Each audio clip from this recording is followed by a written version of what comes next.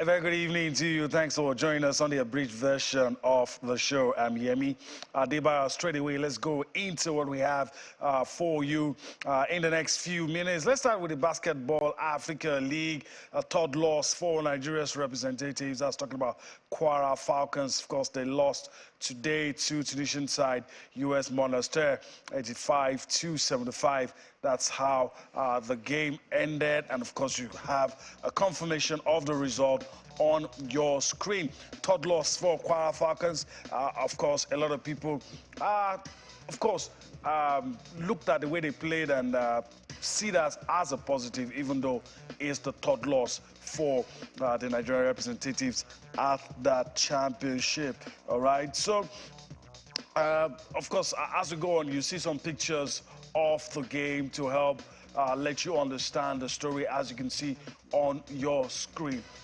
It was a very competitive game. The gap was closed down at some point by Kwara Falcons, but of course the guys from US Monastir did what they had to do and eventually closed out the game. So if there's any positive to take, it is the improved performance against a well-drilled basketball side in US Monastir.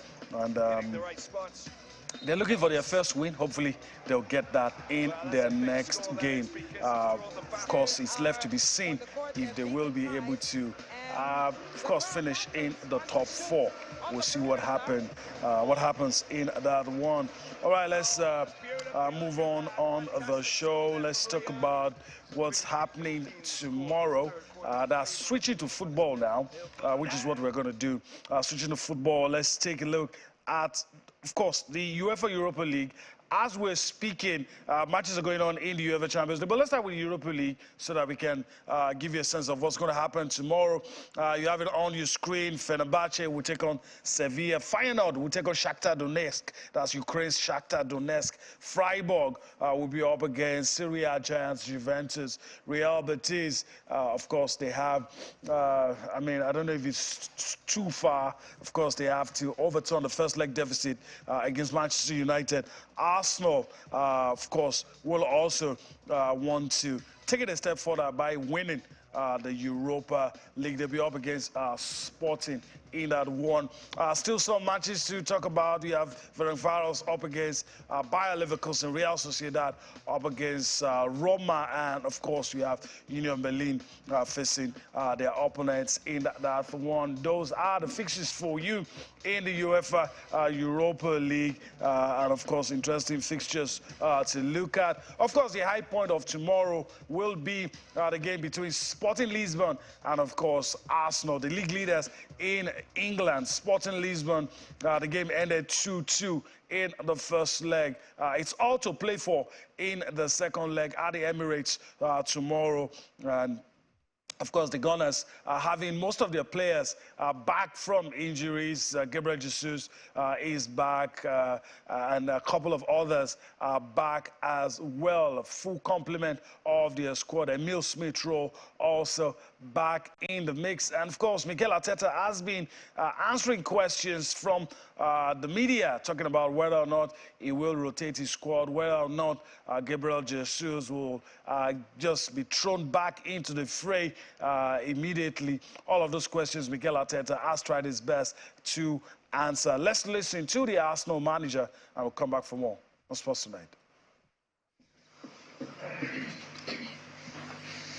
Well, first of all, they get on really well, and you can sense that. And there is a good combination between desire to win and compete between them, and joy and enjoyment. So that's why the atmosphere is always good.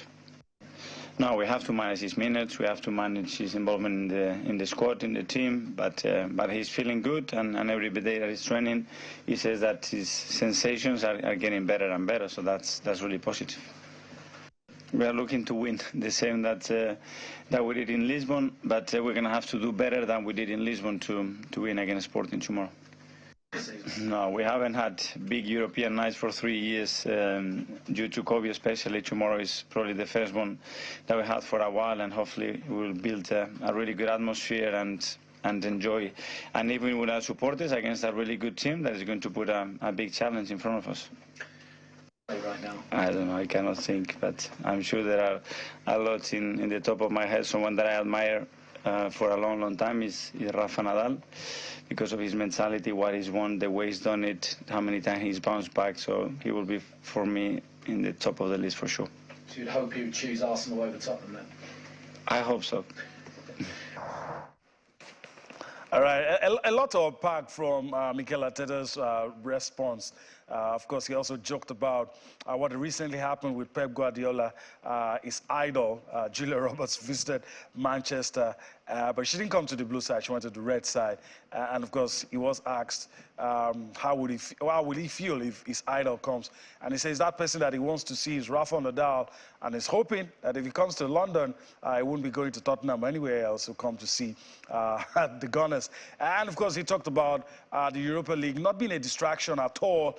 He wants to win the competition with Arsenal. He talked about his players returning from injury and answered a whole lot of questions, and also stating the readiness of the club to compete in that. Okay, so let's leave the UEFA Europa League and go to the main one, the UEFA Champions League. That's what we're taking a look at now. And of course, this is what is happening right now. About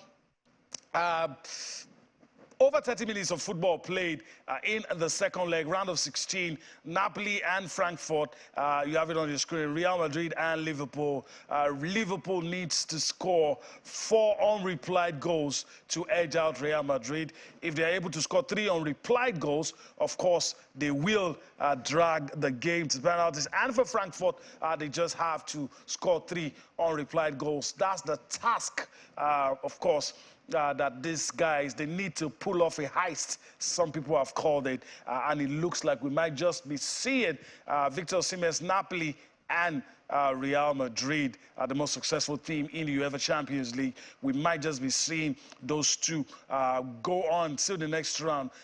With the evidence of what we've seen with over 30 minutes of football played at both venues, it's going to be very interesting to see. Let's talk about what happened today. Let's just quickly tell you about this one.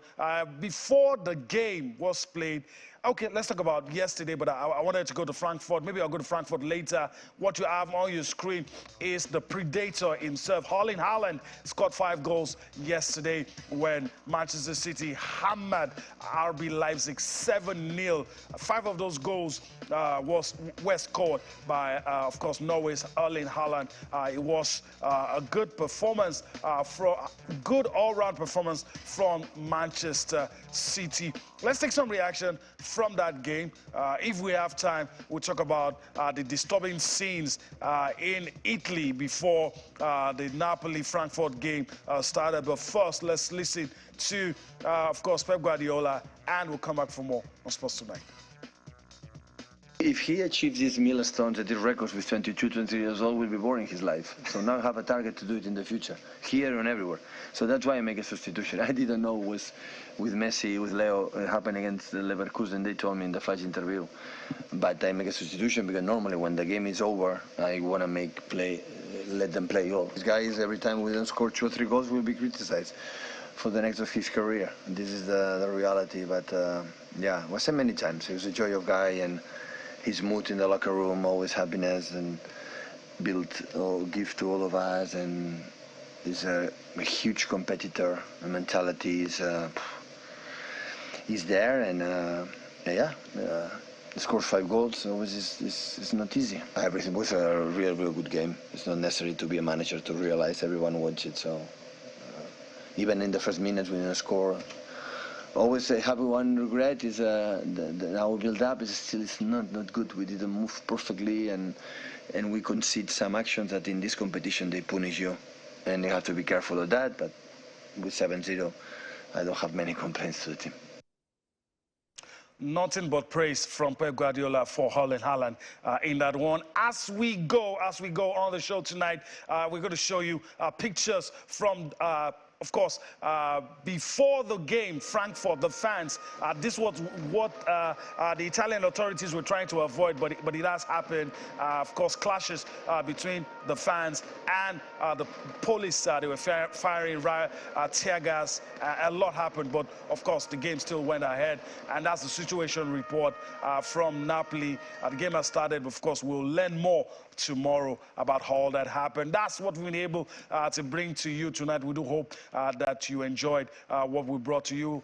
We'll have more time on our hands tomorrow to take you on a trip across the money-spinning world of sports. I'm Yemi Adebayo. Bye-bye now.